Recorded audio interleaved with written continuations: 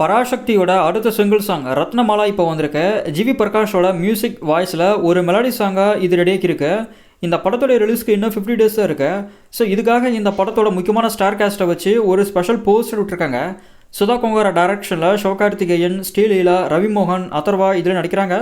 Movie வர January 14 தியேட்டர்ஸில் release ஆகுது. சாங்கோட லிங்க் டிஸ்கிரிப்ஷனில் இருக்குது. அரசன் மூவியில் நம்ம மக்கள் செல்வன் விஜய் சேதுபதி ஒரு முக்கியமான ரோலில் நடிக்கிறதா அஃபிஷியலாக சொல்லிட்டாங்க. செக்கச்சிவந்த வானம்க்கு அடுத்து நம்ம சிம்புவோட சேர்ந்து விஜய் சேதுபதி இதில் நடிக்க போகிறாரு. ஆல்ரெடி விஜய் சேதுபதி வெற்றிமாறனோட விடுதலையில் ஒர்க் பண்ணியிருந்தாலும் வடச்சென்னையிலேயே விஜய் சேதுபதி நடிக்க வேண்டியது.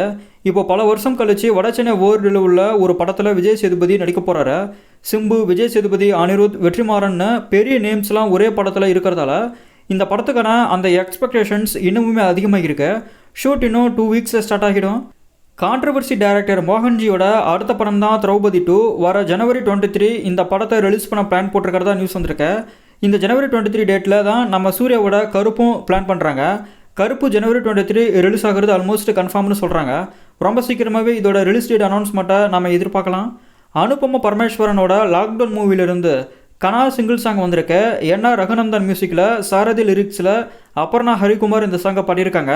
சாங்கோட லிங்க் டிஸ்கிரிப்ஷனில் இருக்கு. மூவி வர December 5 தியேட்டர்ஸில் ரிலீஸ் ஆகுது. பூக்கி மூவிலிருந்து மனசு வலிக்குது சிங்கிள் சாங் நாளைக்கு காலையில் 11 AM ரிலீஸ் ஆக போகுது. விஜய் ஆண்டனி இந்த சாங்க்கு மியூசிக் போட்டிருக்காரு.